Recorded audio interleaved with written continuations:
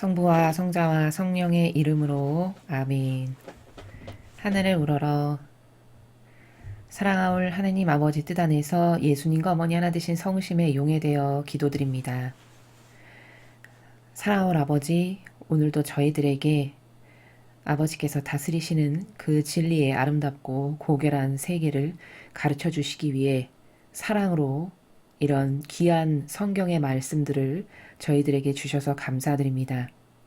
오늘도 저희가 아버지께서 주시는 이 말씀의 세계를 올바르게 이해하고 깨닫고 또 객관화를 시켜 저희 각자 자신에게 적용시킴으로써 잃어버린 저희 본연의 자신을 찾고 올바른 신적인 정신세계로 다시 태어날 수 있는 은총으로 이 강의를 듣는 아버지의 모든 자녀들을 축복하여 주시옵소서.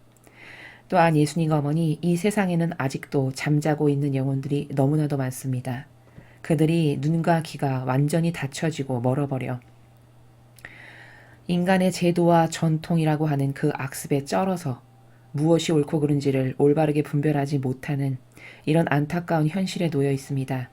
부디 저희의 이 강의를 통해서 단 한 명의 영혼이라도 더 이 강의를 듣고 아버지께서 가르쳐 주시는 참된 진실과 사실의 나라가 얼마나 아름답고 고결한 것인지에 대해서 깨달을 수 있는 은총으로 더 많은 이들이 알아듣고 열릴 수 있도록 축복하여 주시옵소서.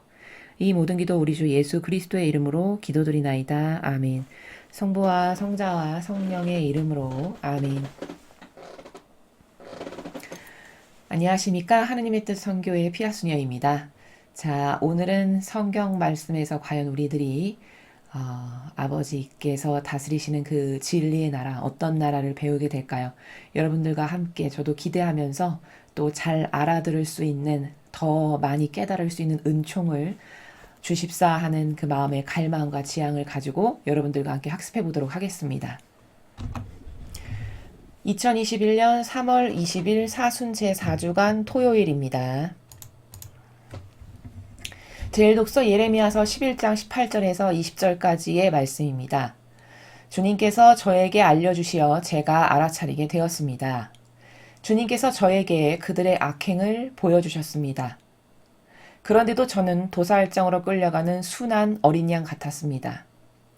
저는 그들이 저를 없애려고 음모를 꾸미는 줄 알아차리지 못했습니다. 저 나무를 열매째 베어버리자. 그를 산 이들의 땅에서 없애버려 아무도 그의 이름을 다시는 기억하지 못하게 하자. 그러나 정의롭게 판단하시고 마음과 속을 떠보시는 만군의 주님, 주님께 제 송사를 맡겨드렸으니 주님께서 저들에게 복수하시는 것을 보게 해주소서.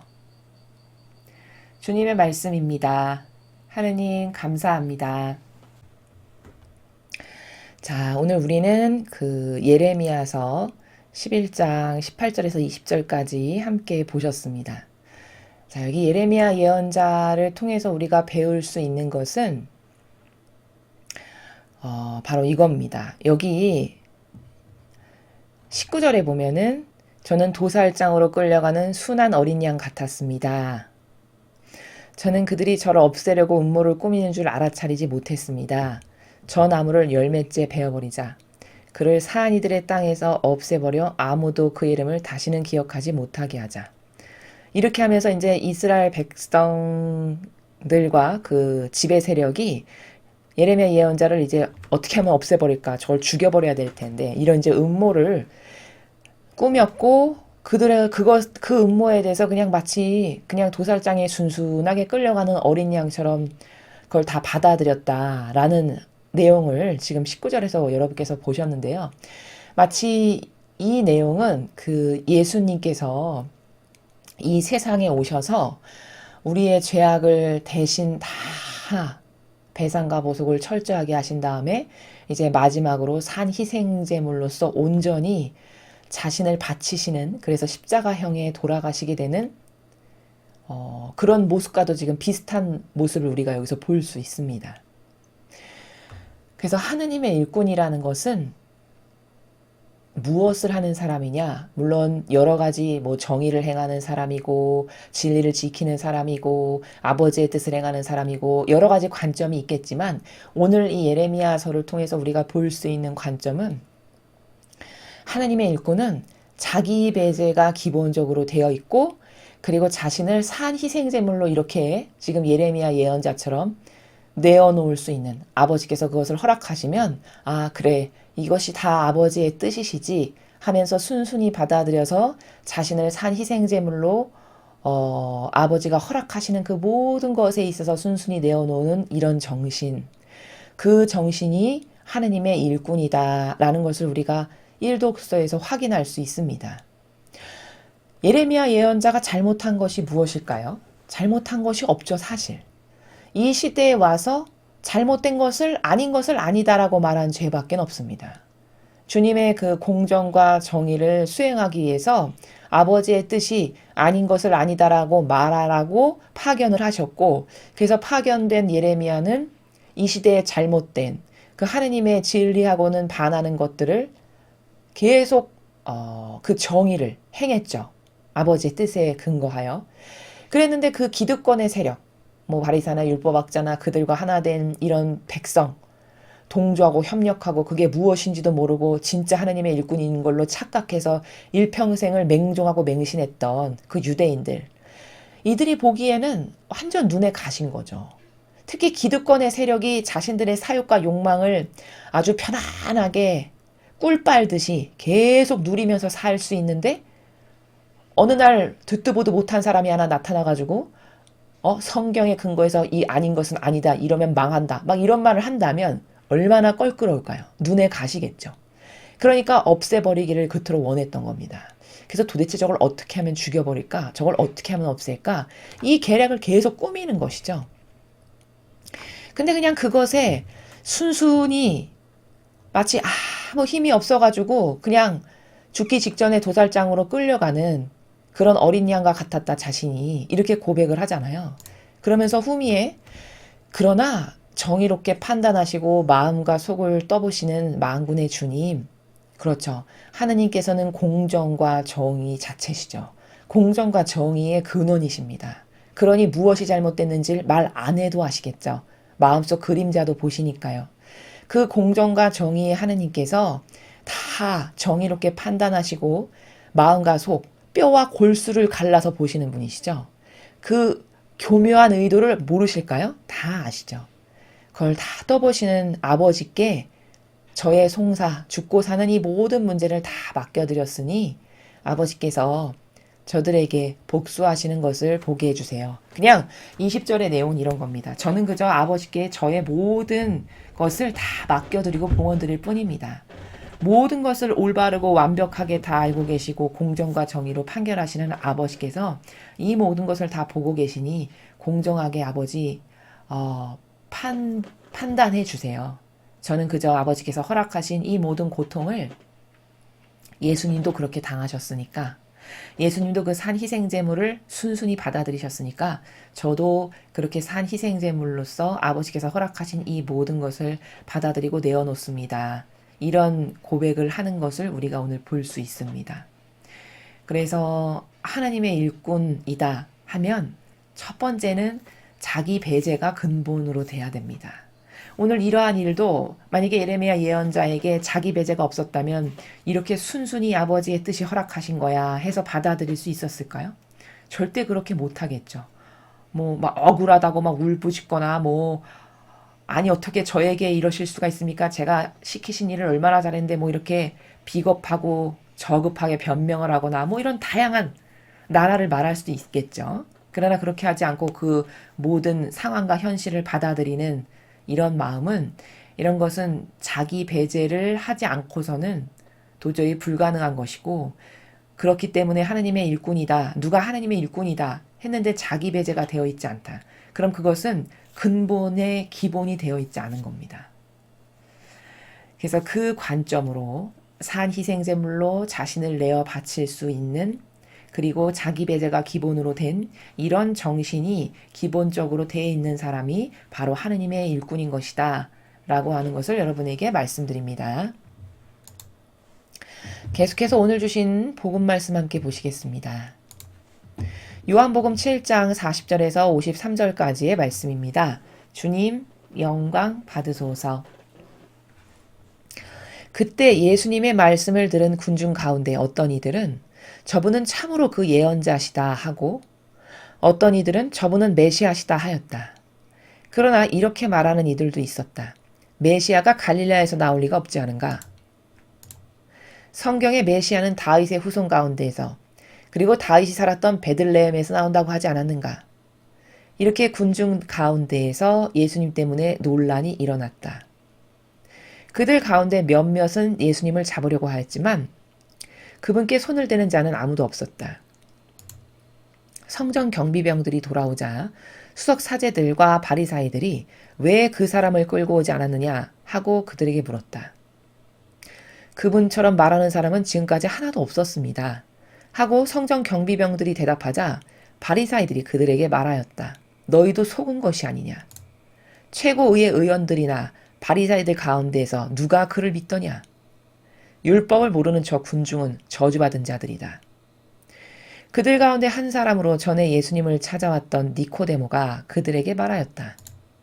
우리 율법에는 먼저 본인의 말을 들어보고 또 그가 하는 일을 알아보고 난 뒤에야 그 사람을 심판하게 되어 있지 않습니까? 그러자 그들이 니코데모에게 대답하였다. 당신도 갈릴레아 출신이란 말이오? 성경을 연구해 보시오. 갈릴레아에선 예언자가 나지 않소. 그들은 저마다 집으로 돌아갔다. 주님의 말씀입니다. 그리스도님 찬미합니다.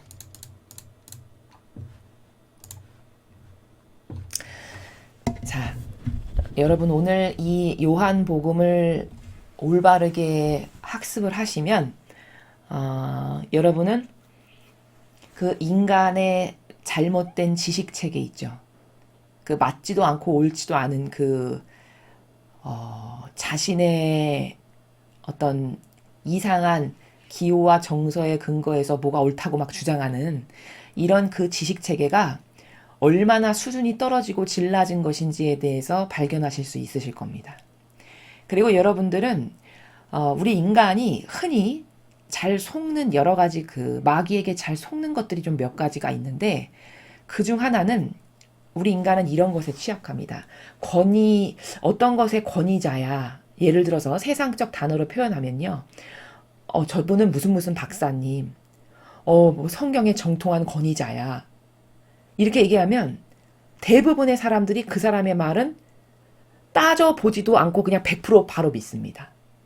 이게 왜 그러냐면 권위, 명예 이런 것에 인간은 복종을 굉장히 잘하는 동물입니다. 오늘 여기서 요한복음 7장 40절에서 53절도 똑같은 나라를 지금 여러분께서 보고 계신 겁니다. 지금 여기 이거 다 죄다 마귀가 지금 어떤 논리체계에서 이야기를 하고 있는가를 다 하나하나 분석할 일들인데 그래서 마귀의 그 저급한 술수라고 해야 될까요? 그것을 오늘 분석해야 될 일인데 다 마귀가 써먹는 그 수법 중에 하나가 나는 신학 박사야. 나는 무슨 뭐의 권위자야. 이러면 대다수의 사람들이 진짜인가 저 사람이 권위자라는데 진짜 성경을 똑바로 아는가 아닌가는 따져보지도 않고 그냥 무턱대고 권위자래 신학 박사래 그리고 무턱대고 믿는다는 거예요. 덥석덥석. 근데 오늘 이 말씀을 들어보면 얼마나 그 무슨 권위자 신학 박사 뭐에 대한 정통한 사람이라는 게 얼마나 무식한 사실은 아무것도 모르는 무지한 사람인가라는 것에 대해서 여러분께서 확실히 발견하실 수 있을 겁니다. 자, 하나하나 보시면요. 지금 이제 예수님께서 어떤 말씀을 하시는데 이제 군중이 이렇게 모여들어서 말씀을 듣는 것이죠. 근데 여러 가지 의견들이 막 분분하게 나오는 거예요. 근데 어떤 사람은 저분은 그 말씀하시는 걸 들어보니까 예언자죠, 예언자 막 이러는 거고 또 어떤 군중은 아니야 메시아가 오신 것 같아 막 또 이러고 이제 이렇게 웅성웅성 하는 거죠. 근데 이제 어떤 한 부류는 그중에 마귀도 있으니까 반드시 악의 세력도 있으니까 그 악의 세력은 이렇게 말을 하더라는 거예요. 아니 메시아가 갈릴레아에서 나올 리가 없지 않은가. 이렇게 얘기를 했어요. 자 그럼 여러분 여기 이 논리체계를 보시죠. 예수님께서 갈릴레아에서 태어나셨나요? 아니죠. 예수님은 갈릴레아에서 태어나시지 않았어요. 그쵸? 여러분들께서 성경을 보셔서 아시다시피 예수님께서는 베들레헴 나자렛에서 태어나셨습니다. 베들레헴이 고향이세요. 본인의 입으로 내가 갈릴레아 태생이라고 말한 적도 없고 실제적으로 갈릴리아에서 태어나신 적도 없는데 자기네들이 이렇게 말하는 거잖아요. 그렇죠? 자기네들의 이상한 추상으로, 왜냐하면 갈릴리아에서 주로 활동하셨거든요. 예수님께서. 그 지방에서 활동을 많이 하셨어요. 성경에 보면. 그러니까 갈릴리아 출신 이렇게 그냥 자신들이 사고방식으로 가진 거예요. 누가 그렇다라고 말한 적도 없고 그렇다라고 본인이 스스로 예수님께서 말씀하신 적도 없는데, 그럼 이거 얼마나 이상한 논리체계인가요? 완전히 이상한 논리체계죠. 그렇죠? 이렇게 진실이 아닌 것을 가져다가 마구 그냥 말하는 거예요. 사실과 진실이 아닌데 불구하고 자신이 잘못 알고 있으면서. 인간의 논리체계가 이렇다는 겁니다. 아니, 메시아가 갈릴리아에서 나올 리가 없지 않은가? 예수님은 갈릴리아에서 안 태어나셨어요. 베들레헴에서 태어나셨습니다. 그러면서 또 아는 체를 하는 겁니다. 성경을 좀 읽었다고 해서. 성경에 보면은 메시아가 다윗의 후손 가운데서, 그리고 다윗 살았던 베들레헴에서 나온다고 하지 않았는가? 이렇게 자기네들이 좀 들은 성경을 인용해 가면서, 메시아는 베들레헴에서 나와야 되는데, 이 사람은 갈릴레아에서 왔다 갔다 하잖아. 갈릴레아 사람이잖아. 갈릴레아 사람이라고 아무도 말한 적 없고, 그거 근거 없는 얘기죠. 근데 그 근거 없는 얘기를 자기네가 막 갖다가 인용하면서 지금 쓰는 겁니다. 예수님은 베들레헴에서 태어나셨는데. 얼마나 웃기는 이상한 사고방식인가요? 자기가 추상하고 자기가 만들고 자기가 논리체계를 만들어요. 이게 마귀의 충동질 당하는 인간이 가지고 있는 사고체계의 특징이 이런 겁니다. 이렇게 해서 막 논란이 막 일어났어요. 뭐 이러네 저러네 이러네 저러네 이러면서. 그래서 이제 그들 가운데 몇몇이 예수님을 잡으려고 했는데, 감히 그 예수님의 권위가 진실과 사실과 팩트만을 말씀하시는 그 예수님의 그 정신세계에서 뿜어져 나오는, 우리가 보통 아우라라고 하죠. 카리스마. 그것 때문에 감히 가서 이렇게 잡거나 체포를 해가야 될 생각을 엄두도 못 내는 거죠. 그 압도당해서. 그 카리스마에. 그러니까 아무도 그런 일을 막상 하지는 못했던 거예요. 그래가지고 이제 성전 경비병을 바리사야 수석 사제들이 시킨 거죠. 가서 잡아오라고. 근데 갔던 성전 경비병이 그냥 다시 그대로 돌아온 거죠. 감히 그런 일을 못하고. 그러니까 아니 왜 그 사람을 끌고 오지 않고 그냥 왔냐? 이렇게 물어보는 거예요. 그랬더니 그 경비병들이 그분처럼 말하는 사람 지금까지 하나도 없었습니다. 그렇죠. 이게 진실이에요. 46절의 대답이 정직의 나라에서 하는 진실의 나라라는 거예요. 아니 뭐 뭐를 잘못을 했어야 잡을 거 아니에요. 뭐 거짓말을 했거나 사기를 쳤거나 남에게 악한 일을 했거나 뭐 도둑질을 했거나 아무것도 발견할 이유가 없는 거죠. 잡아가야 돼. 그리고 옳은 말씀만 딱딱 하시고 진리만을 딱딱 가르쳐 주시니, 무슨 명분이 있어야 죄인이라고 해서 포박을 하고 잡아올 거 아니에요. 그리고 그 빛나는 정신세계 때문에 카리스마는 막 계속 권위와 카리스마가 눈과 온몸에서 뿜어져 나오실 텐데 감히 손을 댈 수가 있겠습니까? 그냥 온 거예요. 그러면서 아니 지금까지 뭐 대단한 예언자다 뭐다 하는 사람을 많이 봤지만 그분처럼 말하는 사람은 한 명도 못 봤다라고 이렇게 이야기를 하죠. 그랬더니 바리사이들을 잘 보세요, 여러분. 마귀의 사고방식이 지배당하면요, 아무리 신학 박사여도 이런 겁니다. 바리사이들이 이렇게 얘기해요. 너희도 속은 것이 아니냐. 이렇게 얘기합니다. 도대체 뭐에 속았다라고 말하는 근거가 뭔가요? 여러분, 무엇을 주장하려면 어떤 논리체계에 근거해서 주장을 해야 돼요. 그렇죠? 뭔가 이게 A입니다. 이것이 B입니다. 아니 이게 C입니다. 이렇게 뭔가를 주장을 하려면 어떤 근거가 있어서, 어떤 정확한 팩트나 사실이나 진실이라고 하는 어떤 근거가 있어서 이 근거에 의해 A입니다. 이 근거에 의해 B입니다. 이렇게 말을 해야 이게 정상적인 사고방식이에요.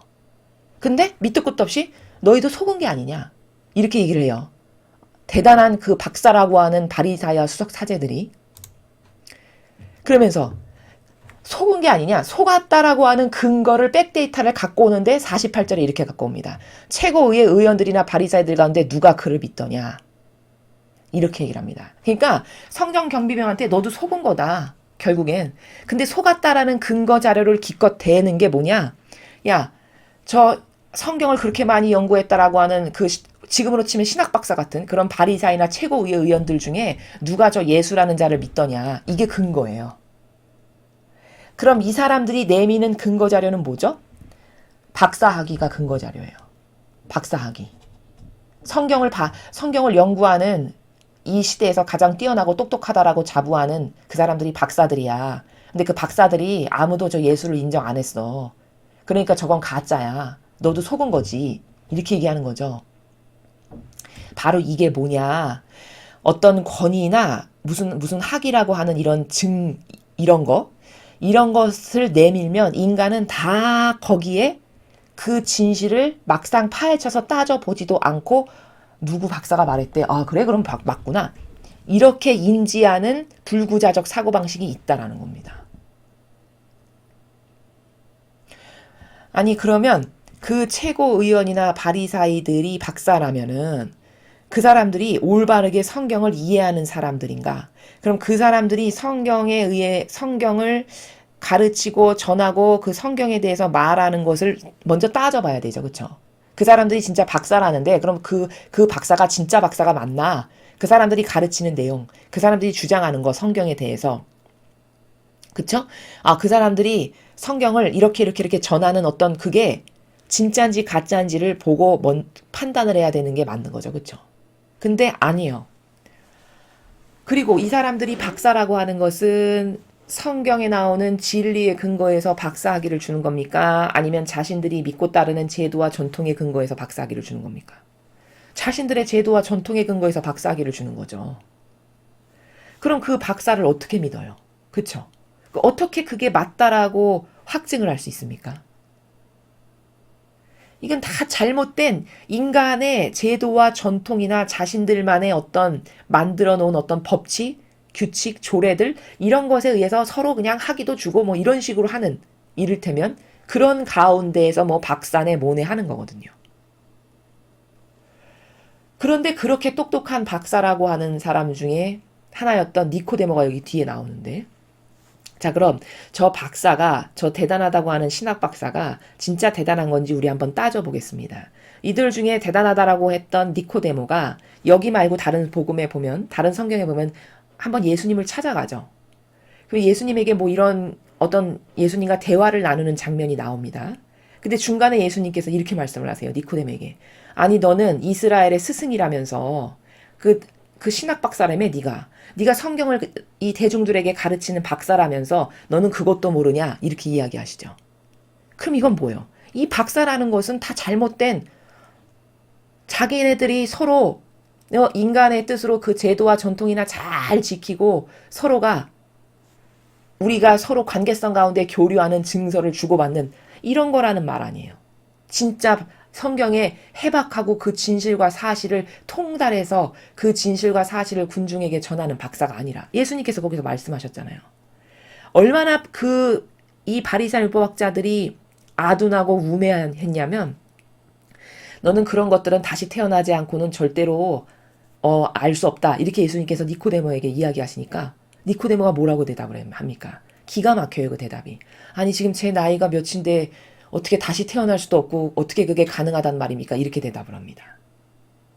거기서 예수님께서 너는 다시 태어나야 된다라고 말씀하신 건 순전히 본질의 나라에서 네 영혼이 과거에 네가 지금 옳다라고 믿는 그 제도와 전통 가운데서 여기 가지고 있는 모든 마귀로부터 점령당한 이런 썩은 지식들 이거 다 뽑아버리고 너는 완전히 너의 정신세계 사고방식이 이 진리의 근거에서 다시 태어나지 않으면 너는 불가능하다. 이렇게 말씀하시는 것을 완전히 이론적으로만 알아듣고 아니 제 나이가 몇인데 지금 어떻게 엄마 뱃속으로 다시 들어가서 태어날 수도 없고 이런 나라에서 반응을 하죠.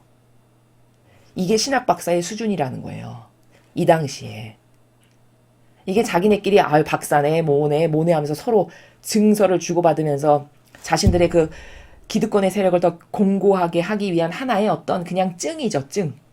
진짜 성경을 알거나 진실이나 사실을 알아서가 아니라.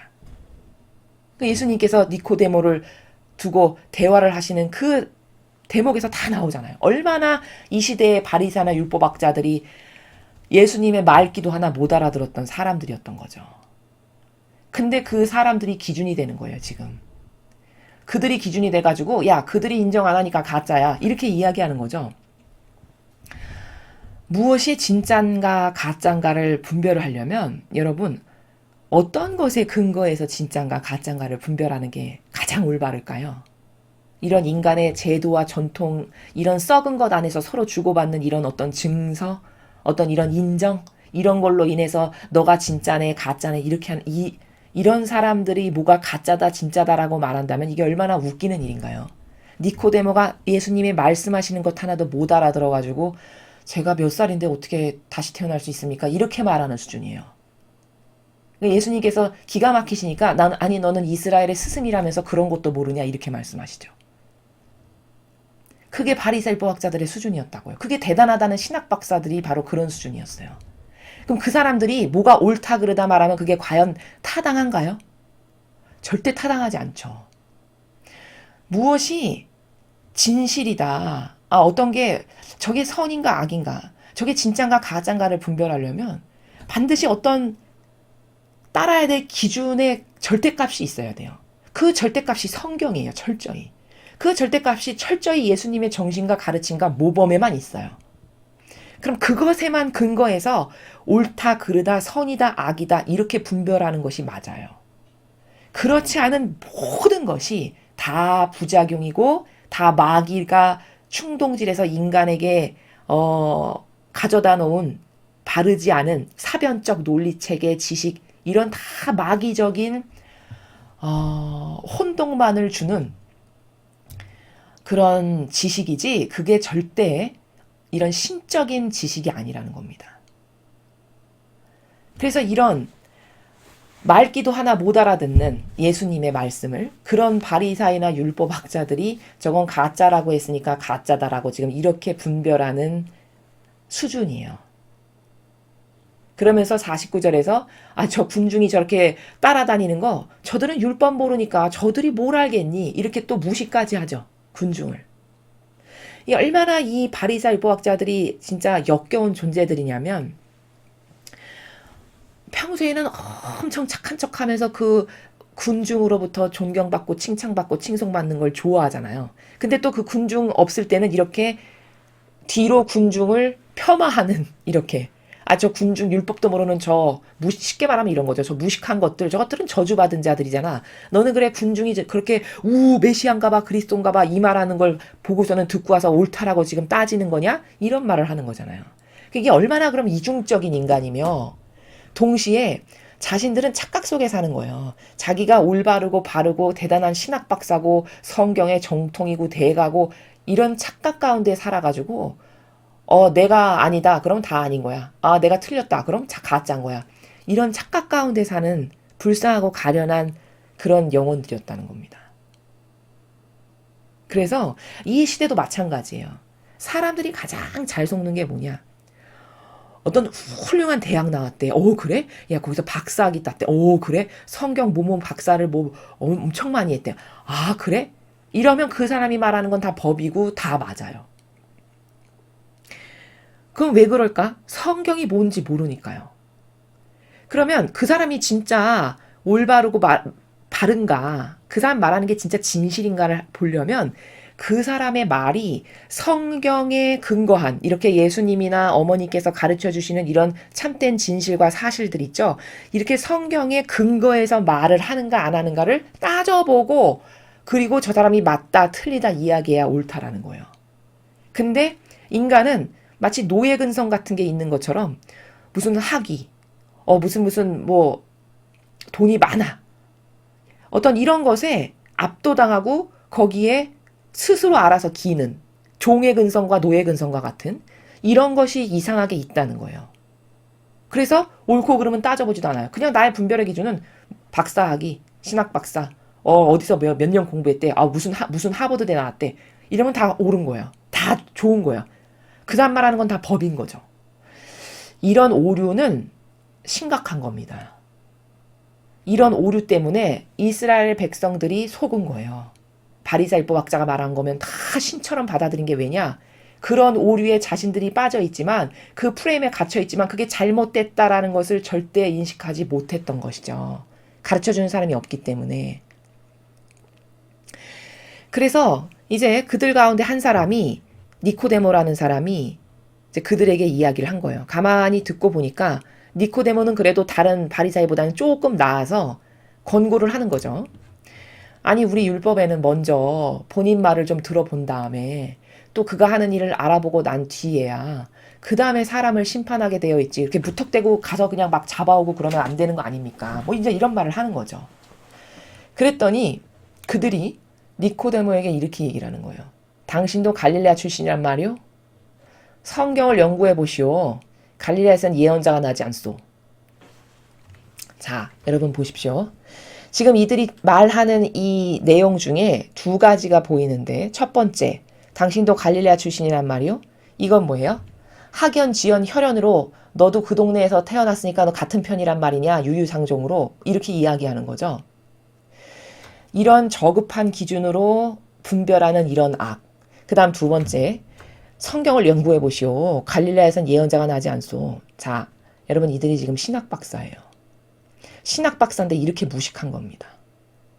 신학 박사 대단한 사람들이라고 다 모든 국민이 존경하면서 우러러 보는데 어느 정도로 무식하냐? 갈릴레아 예언자가 나지 않는다라고 이렇게 지금 이야기를 해요. 근데 예수님이 그럼 갈릴레아에서 태어나셨다는 말이잖아요. 이 말은. 예수님이 갈릴레아에서 태어나시지 않았죠. 앞에서도 제가 말씀을 드렸듯이. 그쵸? 그럼 뭐예요? 똑바로 어디서 태어나셨는지 그거 하나도 똑바로 모르는 수준인 거예요. 근데 이들이 박사예요. 그리고 그 박사학위로 평생을 우려먹으면서 모든 영혼에게 사기를 치는 거죠. 이게 바로 지금도 똑같다라는 겁니다. 무슨 박사, 무슨 신학 박사 어디서 몇십 년을 공부하고 이렇게 했다라고 그러면은 다 사람들이 박수치고 존경하고 입이 침이 마르고 닳도록 존경하고 칭찬하고 대단하신 분이라고 다 이렇게 얘기하죠.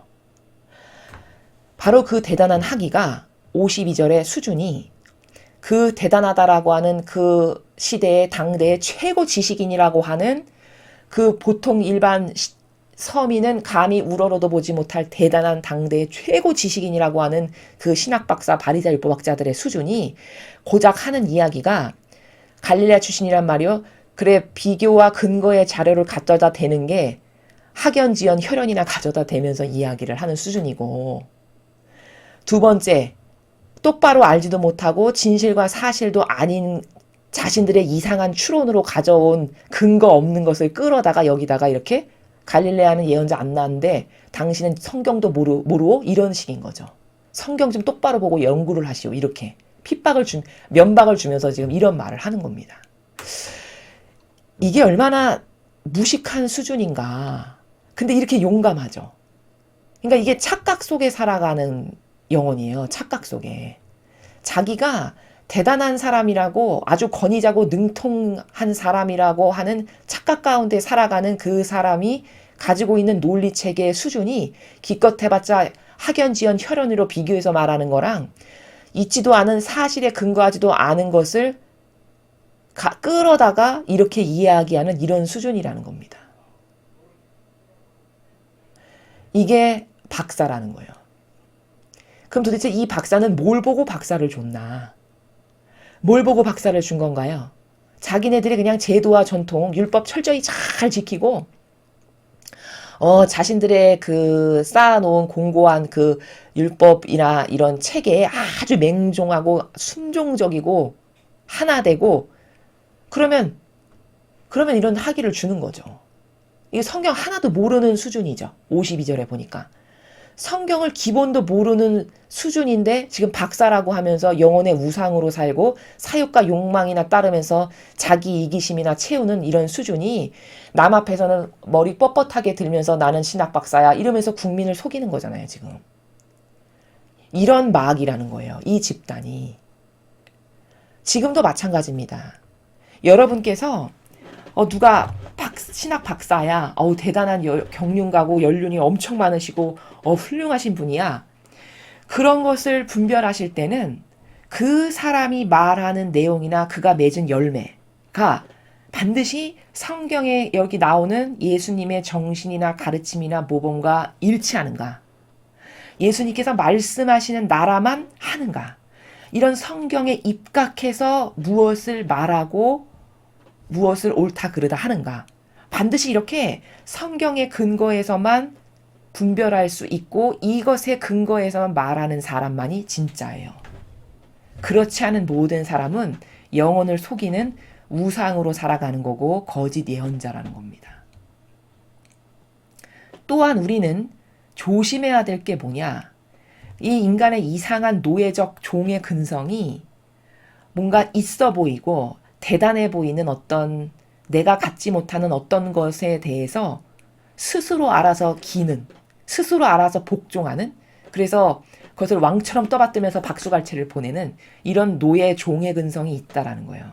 이거는 세상의 자연법에서도 심리학자들이 인간의 그 심리를 분석할 때 인간은 도대체 무엇에 좌우되는가 할 때 그 사람의 어떤 그 지금까지 쌓아놓았던 그 사람의 업적 같은 거 있죠. 예를 들면 여기 무슨 박사라고 하는 이런 것들, 이런 것에 가장 좌우가 잘 된다라고 합니다.